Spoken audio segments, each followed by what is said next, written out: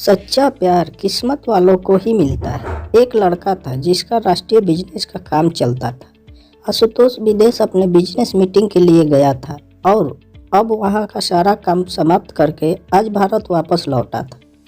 Ashutosh Mumbai airport पर इंतजार कर रहा था अपने ड्राइवर का, क्योंकि उसने ड्राइवर ने बोला था कि वो एयरपोर्ट लेने के लिए आने वाला है। काफ़ी टाइम हो गया था लेकिन वो नहीं आया और ना ही उसका कॉल लग रहा था। कुछ देर बाद आशुतोष का फ़ोन भी स्विच ऑफ हो गया क्योंकि चार्ज नहीं था। इंतज़ार करते करते बहुत टाइम हो गया था तो आशुतोष ने सोचा कि वो टैक्सी से ही चला जाता है। फिर वो अपना सारा सामान लेकर एयरपोर्ट से बाहर निकला। तभी एक टैक्सी आते देख आशुतोष उसे हाथ दिखाकर रोका और जैसे ही बैठने गया तो एक लड़की दूसरे साइड से टैक्सी में बैठ गई। आशुतोष ने कहा कि ये टैक्सी उसने रोकी है तो वो बोली, तो क्या हुआ, बैठी तुम्हें पहले ना, आप दूसरी टैक्सी ले लो। आशुतोष फिर उससे कहा कि आपको किस तरफ जाना है। उसने कहा, मैं कहीं भी जाऊं, आपको उससे क्या मतलब। उसका ये बात सुन के आशुतोष को थोड़ा गुस्सा आने लगा। एक तो मैं कब से इंतजार कर रहा हूँ, ड्राइवर नहीं आया और ये इधर मुझसे बहस कर रही है। फिर आशुतोष भी टैक्सी में बैठ गया और बोला, भैया चलो।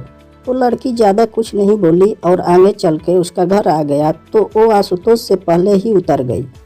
आशुतोष आगे निकल गया। टैक्सी में फिर जब आशुतोष को प्यास लगा तो वो पानी पीने के लिए पीछे वाली सीट से पानी की बोतल लेने गया तो देखा उधर एक छोटा सा हैंड पर्स था जिसमें एक पैन कार्ड, आधार कार्ड और एक छोटी सी डायरी थी। वो पर्स उस लड़की का था।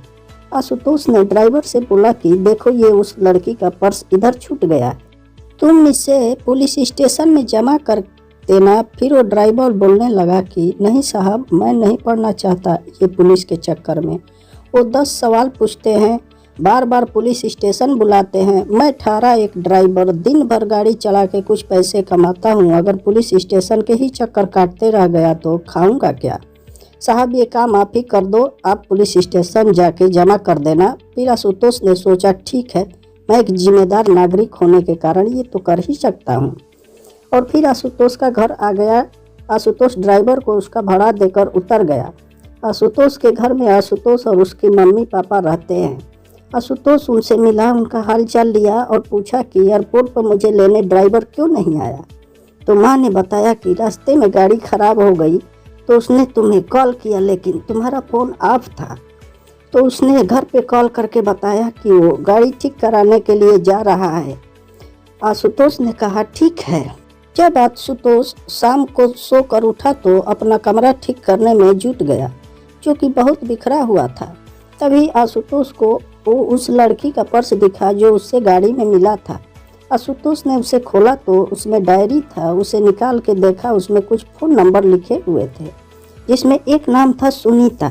आशुतोष ने उस नंबर पर कॉल किया और उससे बोला कि मुझे एक पर्स गाड़ी में मिला जिसमें ये डायरी है, उसमें तुम्हारा नाम है और एक पैन कार्ड और आधार कार्ड भी है। उसने पूछा कि आधार कार्ड पर नाम क्या है। आशुतोष ने आधार कार्ड पर देखा और बोला, निशा। तो सामने से वो लड़की बोली, हाँ, ये मेरी दोस्त का पर्स है, वो मुझे बोली थी कि उसका पर्स कहीं खो गया है। मैं उसे बता देती हूँ और आपका नंबर भी दे देती हूँ, वो आपको कॉल कर लेगी। आशुतोष ने कहा, ठीक है। थोड़ी देर बाद एक नंबर से कॉल आता है। फ़ोन उठाते ही सामने से एक लड़की बोलती है, मेरा पर्स आपके पास है। आशुतोष ने कहा, आप कौन। तो बोली, वही जिसका पर्स आपके पास है, जिसमें मेरा कुछ बहुत ज़रूरी सामान है। आशुतोष ने कहा, हाँ मेरे पास है, तुम उसे टैक्सी में भूल गई थी। वो बोली, हाँ, कल आप मुझे दिल्ली कैफे में मिलकर उसे लौटा सकते हैं। मैंने कहा, हाँ। वो थैंक यू बोलकर कॉल रख दी। अगले दिन आशुतोष कैफे गया उसका पर्स लौटाने के लिए। आशुतोष सही टाइम पर पहुंचा था लेकिन निशा लेट थी। आशुतोष रुका था। कुछ देर बाद वो आई। आज वो बिल्कुल अलग ही लग रही थी। उसके लंबे घने बाल थे जो खुले हुए थे। उसने सफ़ेद और नीले रंग का सलवार कुर्ता पहना था। कानों में सुंदर से झुमके भी थे। आशुतोष उसे बस देखता ही रह गया। वो धीरे धीरे आशुतोष की तरफ चली जा रही थी। आशुतोष का ध्यान ही नहीं था, वो बस उसे देखे जा रहा था। फिर वो बोली, हेलो, ध्यान कहाँ है आपका, मैं कुछ पूछ रही हूँ। आशुतोष ने जल्दी से उठ गया और बोला, हाँ आओ, मैं तुम्हारा ही वेट कर रहा था। वो बोली हाँ सॉरी, थोड़ा मुझे लेट हो गया। आशुतोष बोला कोई बात नहीं, ठीक है। फिर आशुतोष ने कहा काफ़ी। वो बोली सॉरी नहीं, अभी नहीं, मैं जल्दी में हूँ, आप मेरा पर्स दे दो, मुझे जाना है। आशुतोष ने कहा हाँ दे दूंगा, थोड़ा बैठ के कुछ बात तो कर ही सकते हैं। वो बोली ज़रूर, लेकिन आज नहीं फिर कभी। मैंने कहा ठीक है, लेकिन याद रखना अपनी बात, अगली बार साथ में बैठ के काफ़ी पीना पड़ेगा, फिर मत कहना आज भी जल्दी में हूँ। वो बोली हाँ ठीक है, अब मेरा पर्स दे दो। आशुतोष ने उसका पर्स दे दिया और बोला मैं तुम्हें कॉल कर सकता हूँ ना अगली बार मिलने के लिए। वो बोली हाँ, चली गई। आशुतोष कुछ देर बाद वहाँ रुका और फिर ऑफिस चला गया। आशुतोष पूरी रात निशा के बारे में ही सोचता रहा। आशुतोष उसे भूल ही नहीं पा रहा था। आशुतोष को उसकी एक बात याद आ रही थी। अगले दिन आशुतोष के कुछ दोस्त मिले और वो उसे बोलने लगे कि चल आज पार्टी करते हैं, बहुत दिन हो गए हैं हम दोस्तों के साथ में पार्टी नहीं किया है। आशुतोष ने कहा ठीक है, सब चलते हैं तो मैं भी चलता हूँ। फिर वो 5 दोस्त एक क्लब में गए, सब वहाँ बहुत नाचे, साथ में फिर थोड़ा ड्रिंक भी किया। तभी आशुतोष की नज़र एक लड़की पर गई जो लगातार बहुत ड्रिंक कर रही थी। आशुतोष ने ध्यान से देखा तो वो और कोई नहीं निशा थी। आज वो बहुत ही अलग लग रही थी। कहा उस दिन जब वो आशुतोष से मिली थी तो सलवार कुर्ते में आई थी और आज वो शर्ट स्कर्ट और टॉप में है और ड्रिंक कर रही है। आशुतोष तो बिल्कुल ही चौंक गया उसे देखकर। आशुतोष उसके पास जा ही रहा था उससे बात करने के लिए कि तब एक उसके दोस्त उसका हाथ पकड़कर डांस करने के लिए ले गया। आशुतोष की नज़र निशा पर ही थी, लेकिन थोड़ी ही देर में वो वहाँ से कहीं चली गई। फिर आशुतोष ने उसे क्लब में इधर उधर ढूंढा, लेकिन वो नहीं मिली। घर जाकर आशुतोष उसे कॉल किया, वो कॉल नहीं उठा रही थी।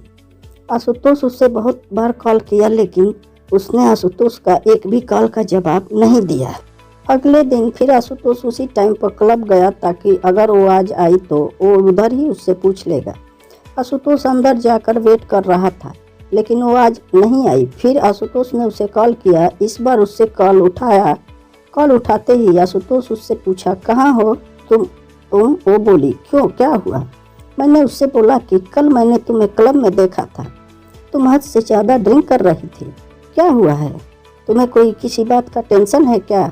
वो बोली नहीं, और कॉल कट कर दी। आशुतोष फिर उसे कॉल लगाया तो उसने कहा कॉल नहीं उठाया। उस बार आशुतोष वहाँ से घर चला गया। घर आकर उसने निशा को मैसेज किया कि अगर तुम्हें कोई किसी बात का टेंशन है तो मुझे बता सकती हो। उसका कोई रिप्लाई नहीं आया।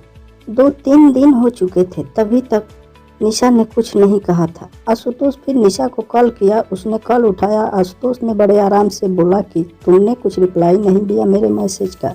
वो चुप ही थी। आशुतोष ने फिर बोला ऐसे चुप नहीं रहो, कुछ बोलो, कुछ परेशानी हो तो बताओ, मैं तुम्हारी मदद कर सकता हूँ। फिर आशुतोष ने कहा अच्छा चलो कल उसी कैफ़े में मिलो, तुम्हारा काफ़ी बाकी है एक मुझ पे। ओ हाँ ठीक है, बोलकर कॉल रख दी। आशुतोष बड़ी बेचैनी से कल का इंतजार कर रहा था। अगले दिन वो सुबह सुबह उठकर अच्छे से तैयार होकर निशा से मिलने के लिए निकला। आज आशुतोष खुद टाइम से पहले आकर इंतजार कर रहा था। थोड़ी ही देर में निशा आई। वो बहुत सुंदर दिख रही थी। आज उसने जींस टॉप पहना था और बाल वैसे ही खुले थे। वो जैसे जैसे आगे आ रही थी चल के, उसके बाल उसकी आंखों की तरफ आ रहे थे। वो उनके ठीक करते हुए आगे आ रही थी। वो के आशुतोष के सामने वाले कुर्सी पर बैठ गई। वो शांत ही थी। आशुतोष ने पूछा काफ़ी? वो मुस्कुराहट के साथ बोली हाँ। आशुतोष ने वेटर को कॉफ़ी के लिए बोला और फिर निशा से बोला चलो अब बताओ क्या बात है जिससे तुम परेशान हो। पहले तो वो कुछ नहीं बोल रही थी। फिर आशुतोष ने कहा बोलो कुछ। वो बोले कि मैं मुंबई में अकेले रहती हूँ, यहाँ मैं अपना करियर बनाने के लिए आई हूँ। ये बोलते बोलते वो चुप हो गई। मैंने कहा हाँ आगे बोलो, इसमें क्या हुआ? ये तो अच्छी बात है, तुम अपने करियर पे इतना ध्यान दे रही हो। फिर वो बोली लेकिन अब नहीं हो पा रहा है, मेरा काम बिल्कुल ध्यान नहीं रहता, मुझे अपने बॉस में से बहुत बार अब डांट सुननी पड़ती है और उसने तो ये कह दिया है कि अगर ऐसे ही चलता रहा तो मुझे नौकरी से निकाल देगा। 2 महीने हो गए हैं मेरे इस बर्ताव से, मुझे रोज़ डांट सुननी पड़ती है। मैंने उससे पूछा ऐसा क्या हो गया है कि तुम इतनी परेशान रहती हो। वो चुप हो गई फिर थोड़ी देर बाद बोली, मुझे कैंसर हो गया है।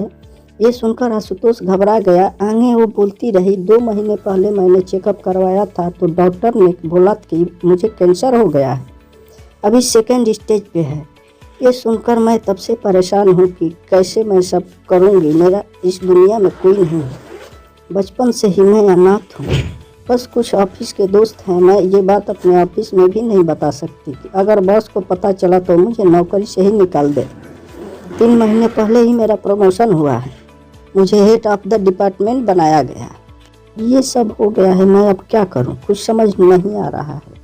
ये सब सुनकर आशुतोष ने धीरे से उसका हाथ अपने हाथ में लिया और बोला, तुम अकेले नहीं हो, तुम्हारे साथ हूँ। वो चुपचाप आशुतोष की ओर देखने लगी। आशुतोष ने कहा, हाँ तुम सही कह रही हो, मैं तो उसी दिन से तुम्हें पसंद करने लगा था, जिस दिन तुम अपना पर्स लेने के लिए मुझसे मिलने आई थी। ये सुनकर उसने अपने हाथ पीछे कर लिया। आशुतोष ने पूछा, क्या हुआ, हाथ क्यों हटा लिया तुमने? वो बोली, नहीं ये सब ठीक नहीं है, मेरी ज़िंदगी का ही भरोसा नहीं है और मैं तुम्हें मेरे वजह से कोई परेशानी नहीं दे सकती। आशुतोष ने उससे प्यार से समझाया कि नहीं, तुम मुझे कोई परेशानी नहीं दे रही हो, मैं तुम्हारा ध्यान रखना चाहता हूँ, तुम्हें अपनी ज़िंदगी का हिस्सा बनाना चाहता हूँ। मैं हमेशा तुम्हारे साथ रहूँगा, कभी तुम्हें अकेला नहीं छोड़ूंगा। वो बोली, नहीं तुम समझो, कल पता नहीं मैं रहूँ या न रहूँ, तुम क्यों खुद को किसी की परेशानी में डाल रहे हो। आशुतोष उसे बहुत समझाया लेकिन वो नहीं मानी और चली गई। आशुतोष उसके पीछे गया, उसका हाथ पकड़ के रोका और उसने कहा, तुम्हें कभी भी किसी की ज़रूरत हो तो मैं हमेशा तुम्हारे साथ रहूँगा। और फिर निशा चली गई। आशुतोष उससे रोज़ उसका हाल पूछता था, वो डॉक्टर के पास चेकअप के लिए गई कि नहीं, टाइम पर सब दवाइयाँ ले रही है कि नहीं। उस दिन के बाद आशुतोष ने कभी उसे अकेला नहीं महसूस होने दिया। आशुतोष उसे रोज़ फ़ोन करता था, उसका हाल पूछता था। 4 महीने हो चुके थे ऐसे बात करते करते। एक दिन शाम को फ़ोन पर बात करते करते निशा बेहोश हो गई। आशुतोष उसे पुकारता रहा लेकिन वो कुछ नहीं बोल रही थी। आशुतोष तुरंत उसके घर जाने के लिए निकल गया। उधर पहुंचा तो देखा कि निशा के घर पर कोई नहीं था। फिर उसके पड़ोसियों से पूछा तो पता चला उसे हॉस्पिटल लेकर गए हैं। मैं तुरंत हॉस्पिटल पहुंचा, इंक्वायरी डेस्क पर उसके बारे में पता किया और उसके रूम के तरफ गया। वहां 2-3 लोग खड़े थे जो निशा को हॉस्टल लेकर आए थे। आशुतोष उनसे पूछा कि क्या हुआ निशा को, तो बोले कि निशा अपने घर में बेहोश हो गई, फिर गिर गई थी।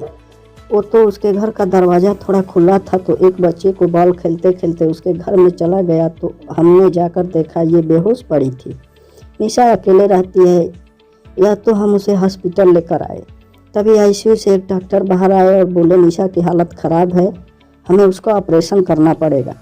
आशुतोष ने पूछा, ऑपरेशन के बाद निशा बिल्कुल ठीक हो जाएगी ना डॉक्टर? डॉक्टर ने कहा, कभी अभी कुछ बोल नहीं सकते। आशुतोष ने कहा, डॉक्टर आप ऑपरेशन की तैयारी कर लीजिए और पैसे की कोई फिक्र ना करें। ये सुनकर डॉक्टर चले गए। पूरे 5 घंटे बाद ऑपरेशन रूम से डॉक्टर बाहर आए। आशुतोष जल्दी से डॉक्टर के पास गया और पूछा, निशा कैसी है? डॉक्टर ने कहा, ऑपरेशन सक्सेसफुल हुआ, घबराने की बात नहीं है कुछ। आशुतोष के जान में जान आई। उसने पूछा, क्या मैं निशा से मिल सकता हूँ? डॉक्टर ने कहा, अभी नहीं। कुछ देर बाद आशुतोष ने कहा, ठीक है। फिर आशुतोष बाद में निशा से मिला। वो आशुतोष को देखकर रोने लगी। आशुतोष उसके पास बैठा था। उसने कहा कि बोला था ना मैं हमेशा तुम्हारे साथ रहूँगा। ये सुनकर निशा रोने लगी। आशुतोष उसे चुप कराया और कहा, अभी तुम्हारा ऑपरेशन हुआ है, ऐसे में तुम्हें रोना नहीं चाहिए। हम दोनों बहुत देर तक एक दूसरे का हाथ पकड़ कर बैठे थे। फिर वो दोनों घर आए। आशुतोष उसका बहुत ध्यान रखता था। आशुतोष ने निशा के बारे में अपने घर वालों को बता दिया था तो अब वो निशा के साथ ही रहता था, उसका ध्यान रखता था। आगे चलकर निशा ठीक हो गई और दोनों आपस में शादी कर ली। दोस्तों, अगर ये कहानी आपको पसंद आई हो तो वीडियो को लाइक करें और चैनल को सब्सक्राइब करें। धन्यवाद।